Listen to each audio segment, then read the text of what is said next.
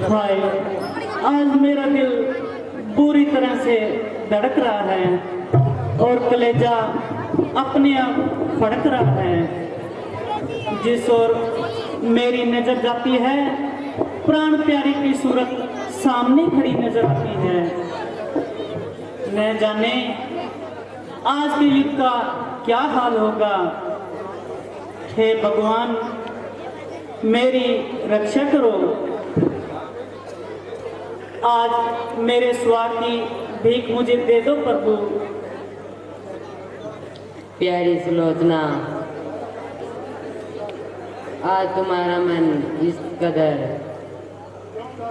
क्यों उदास है? क्या इसका कोई खास कारण है? क्या बताऊं, आज जब से वह रणभूमि में गए हैं तब से मेरी तबीयत घबरा रही है। परमेश्वर उन्हें कुशलता से घर ले आए। तुम व्यर्थ ही चिंता करती हो। तुम्हारे युवराज से मुकाबले करने की किसकी मजाल है? जिन्होंने 12 वर्ष तक स्त्री और नींद का त्याग किया, परंतु विधाता की गति नहीं जानी जाती।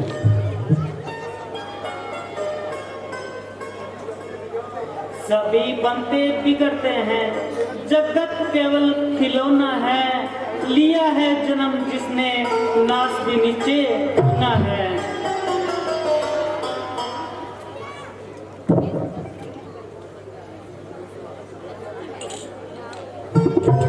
देखना देखना सखी, क्या है जरा देखना।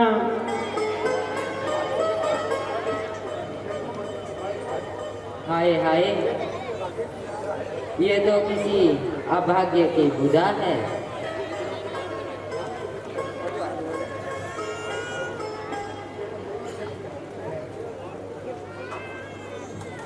हाय हाय, ये तो मेरी ही तकदीर फूटी है। आह प्राणनाथ, ये कैसे कटा आपका हाथ। मेरा मन तो पहले ही बैठा जा रहा था और युद्ध का परिणाम सामने नजर आ रहा था। हे पति के हाथ बता इतना, इन हाथों को क्यों छोड़ा है? पंचों में जिनको पकड़ा था, उससे क्यों नाता छोड़ा है? यदि तू सचमुच पति का हाथ है, नहीं किसी की चाल, तो तुझको मेरी शपथ लिख दे सच्चा हाल।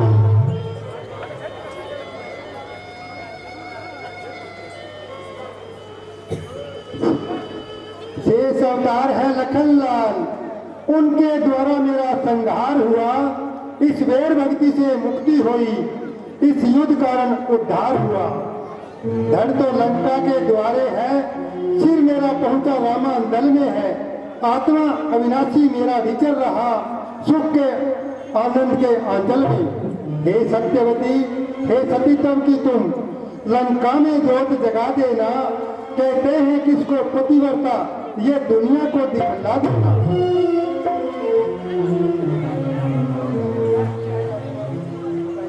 क्या इच्छा है राजकुमारी जी, बताइए।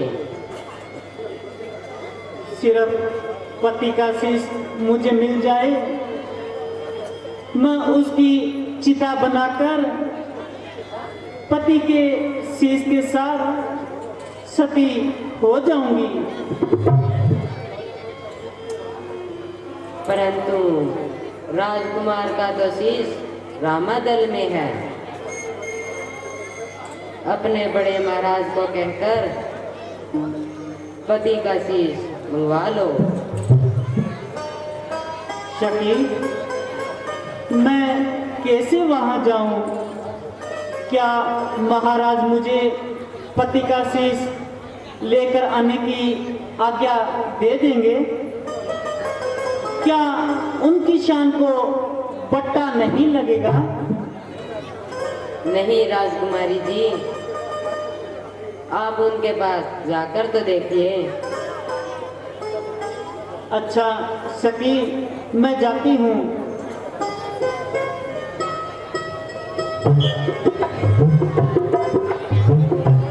बोल श्यामा रामचंद्र की।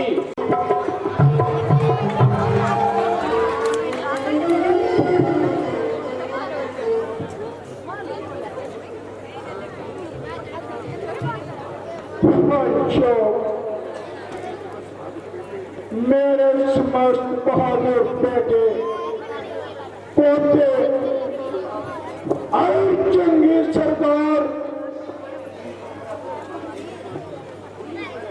जिनको मैं नहीं सारी दुनिया जानती है, और उनकी वीरता का डंका सारी दुनिया में बजता है। कर्ण जैसा भाई, मेघनाथ जैसा वीर मुझको लोक का दुख देकर मृत्युशैया पर जा लेटे।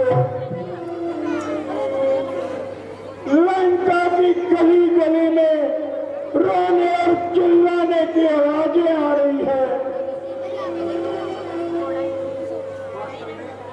वास्तव में उस दुष्ट के कौन भी मनुष्य है, वो जहां भी जाती है तबाही और बर्बादी अपने साथ लेकर जाती है। जब तक पिता के घर में रही, उस बेचारे को सौ विपदा में डाला। विवाह हुआ तो पति को घर से निकला, ससुर को इस दुष्ट ने खाया और देवर को मुसीबत में फंसाया। यहाँ आई तो लंका की ईंट से ईंट बजाई। खैर, मेरी बर्बादी में तो कोई कसर ही नहीं। परंतु मैं यदि इसके पापों को यही समाप्त न कर दूं तो मेरा नाम भी रावण नहीं। यदि आप नाराज न हो तो कुछ निवेदन करूं। नहीं, नाराज होने की कौन सी बात है, और तुम्हारी सम्मति से जरूर कोई न कोई लाभ उठाऊंगा। यदि आप मेरी राय मानो तो सीता को रामचंद्र के पास छोड़ आए। इस कहने से तो अच्छा था कि तुम कुछ न कहो और बिल्कुल खामोश रहती। मैं प्रतिज्ञा करता हूं कि कल के युद्ध में रामचंद्र और लक्ष्मण का कुंभकर्ण और मेघनाथ जैसा हाल होगा। ये आपका गलत ख्याल है। जहां तक मैं देखती हूं वहां आपका सफल होना सत्य मुहाल है। सच है, तुम्हारा इसमें क्या कसूर है? सारे संसार का ऐसा ही दस्तूर है कि बनी बनी के सब यार, जब बिगड़ी तो तू कौन और मैं कौन।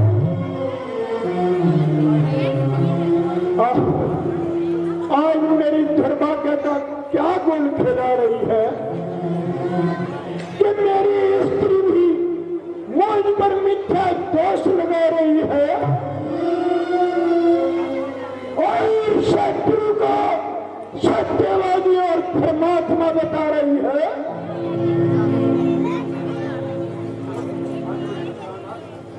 प्राणनाथ, मैंने किसी प्रकार भी तोहमत आपके जिम्मे नहीं लगाई, बल्कि आपकी भूल जतलाई है। क्षमा करना। कोई मनुष्य मेरी ओर नजर उठाए तो क्या आपकी आंखों में लहू ना उतर आए? इसीलिए समझ लीजिए, जिस तरह भी हो सके इस बला को अपने सिर से हटाए।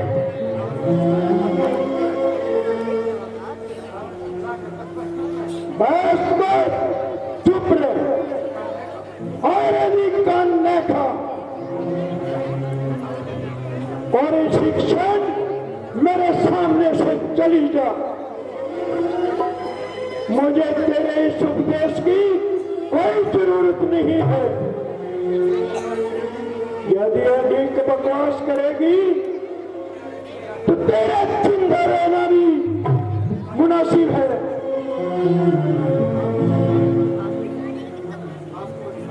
आपको अधिकार है, अगर आप दंड भी देंगे तो मुझे स्वीकार है। फिर वही बकबक और व्यर्थ की झकझक। परंतु की बच्ची, सारा संसार मेरा सुख का मानता है, सारा संसार झूठा है और तू रह गई एक सच्ची।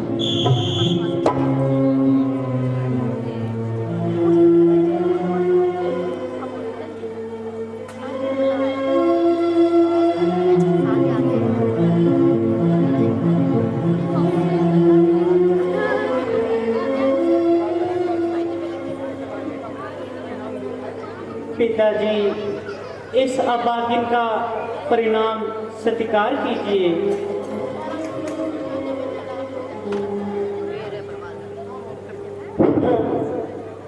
बेटी, क्यों रोती हो? क्यों करुणा नदी बही है? तुम तो उसकी पत्नी हो जिसने महान गति पाई है।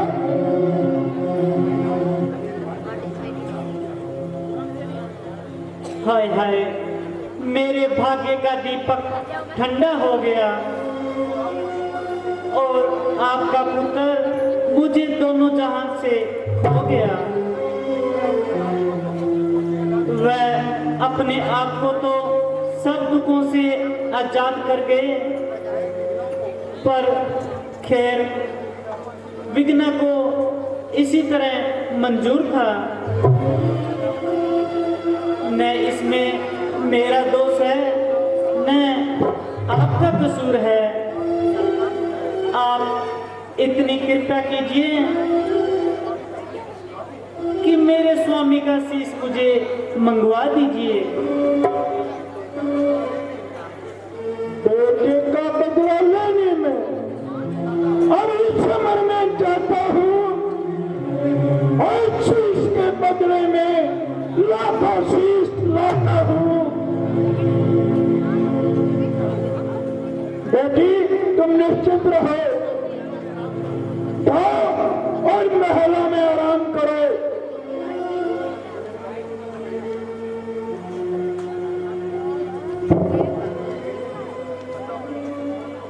बेटी, मैं तुम्हें धैर्य दूं या तुम्हें मन को समझाऊं?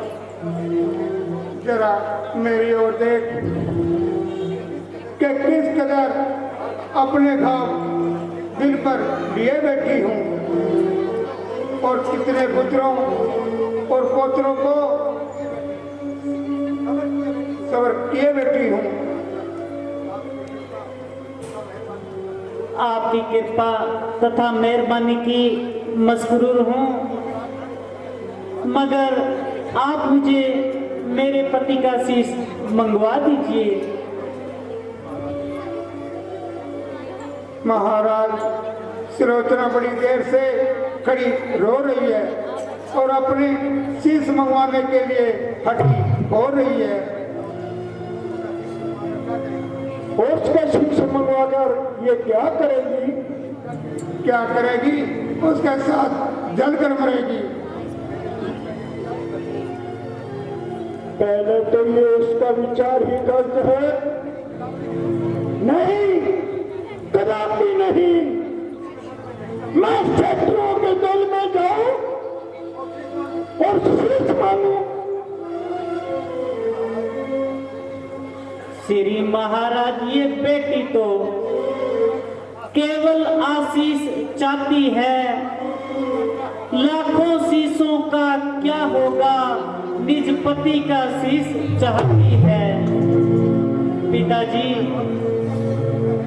आप इस विषय में कुछ चिंता न कीजिए, केवल मुझे आज्ञा दे दीजिए। कैसी आज्ञा? मैं खुद ही जाऊंगी और पति का शीश ले आऊंगी। ये तुम्हारी भूल है। तुम वहां जाते ही कैद हो जाओगी और इसके द्वारा उसको सीता का छुटकारे की उम्मीद हो जाएगी। मान लो यदि ऐसा हुआ भी तो मेरी जान मेरे हाथ है, काल का समान मेरे साथ है, फिर चिंता करने की क्या विचार है। हालत मेरी देख दया वो कर देंगे, मेरे पति का शीश मुझको वो दे देंगे। जब तुम ये हर बात हुज्जतबाजी से काटती है तो फिर मेरा क्यों मगज काटती है? तेरे मन में आए छोकर और मेरी आंखों से दूर होकर मर। माता जी, आप मुझे जाने की आज्ञा दीजिए।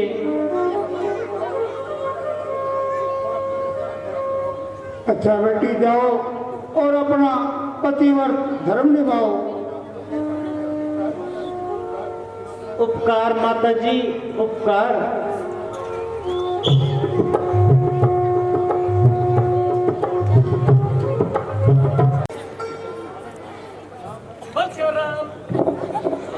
बस रामचंद्र की।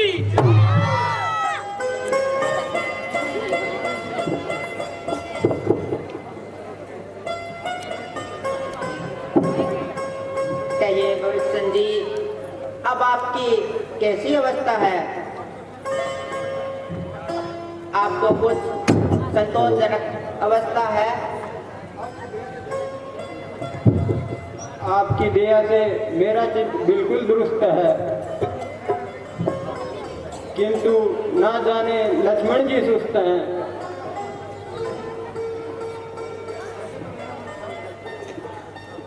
नहीं नहीं, वैसे तो मेरा मन शांत है, बस थोड़ी सी थकान है। वास्तव में आज आपको कई घंटों तक लड़ना पड़ा। मेघनाथ को गिराना आप ही का काम था। यदि आप थोड़ी देर और ना जाते तो मेरा काम तमाम था। इस प्रशंसा को रहने दीजिए।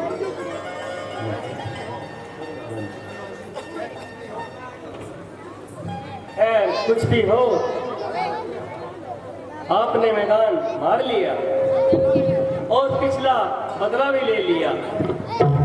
निसंदेह बदला तो उतार लिया, मगर मैदान तो जब हाथ आएगा जब बड़े गुरु का रावण का शीश इसी तरह उतारा जाएगा।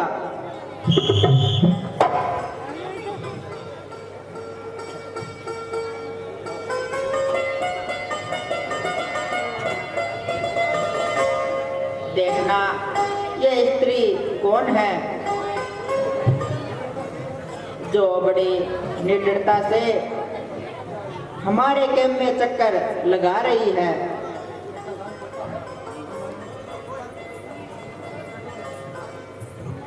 ऐसा जान पड़ता है जैसे कोई दीवानी है। भविष्य जी, आप उसका पता लगा कर आए तो आपकी बड़ी मेहरबानी होगी।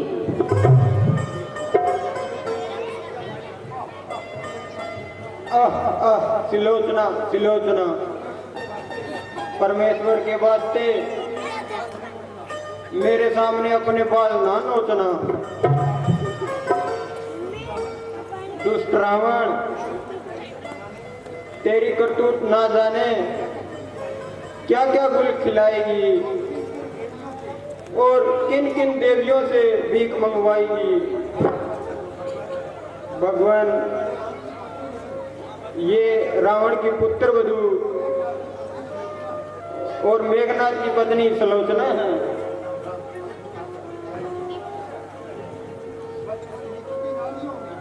बल पर ही सती नारियों ने ठहरा भूमंडल सारा है।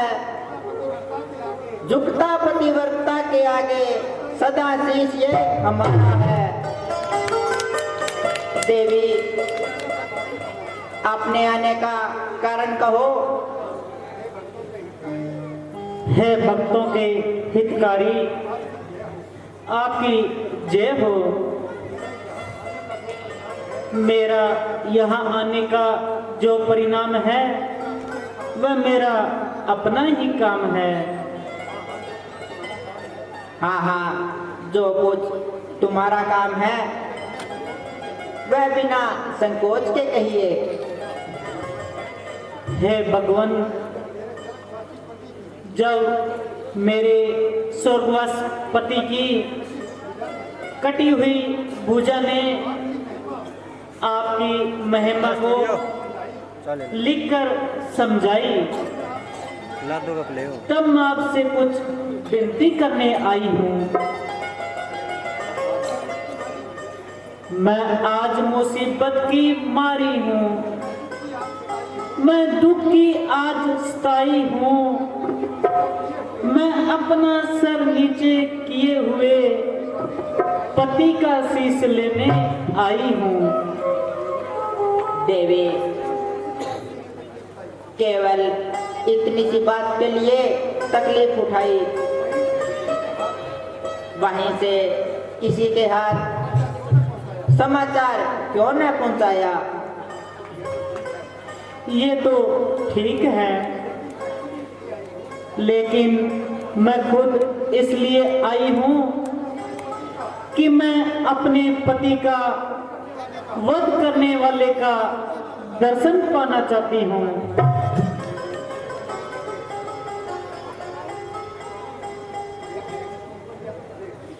ये देवी तुम पर ये दुख देख मैं भी दुखी हो रहा हूँ।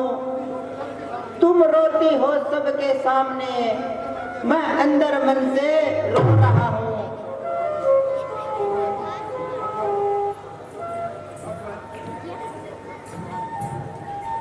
भगवान, बिना जीव व बिना कंठ के भुजा कैसे लिख सकती है? कहीं ये राक्षसी माया तो नहीं? हे हनुमान जी, आप इन्हें इनके पति का शीश इन्हें ला दो। नारी के पतिव्रता का बल अनहोनी भी कर सकता है। पतिव्रता यदि हो उठे प्रबल तो ईश्वर भी डर सकता है।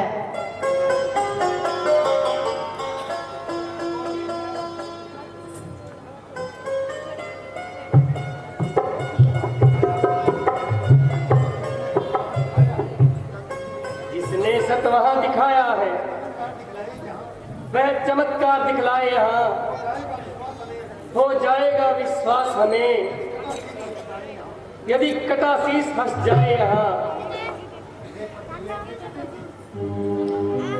है पति देव के कटे शीश, आ गई बात पतिव्रता पर है, हंसी न उड़े इस विधवा की, पट्टा नए कहीं सब पर है। आदेश तुम्हारे पर आई, रामा दल में ये नारी है, अब लोक हंसाई हुई यहाँ, तो मेरी नहीं तुम्हारी है। ऐसी भी हंसी नहीं अच्छी, क्यों पंचों में हंसी कराते हो, क्यों हंसते नहीं पति देव के शीश, क्यों मेरी हंसी कराते हो।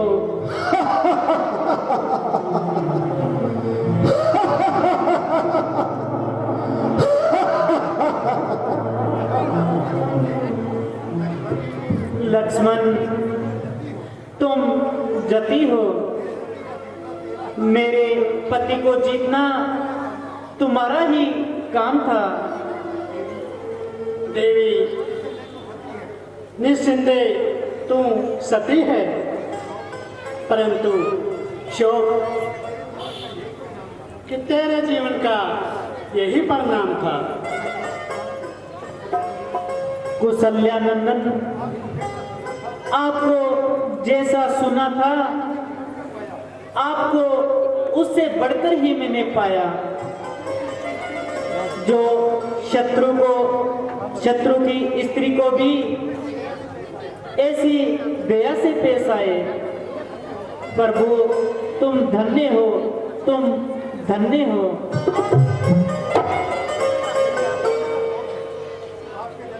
आपके दर्शन से मेरी आत्मा में संतोष है।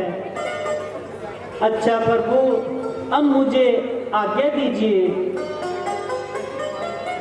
देवी, जैसी तुम्हारी इच्छा।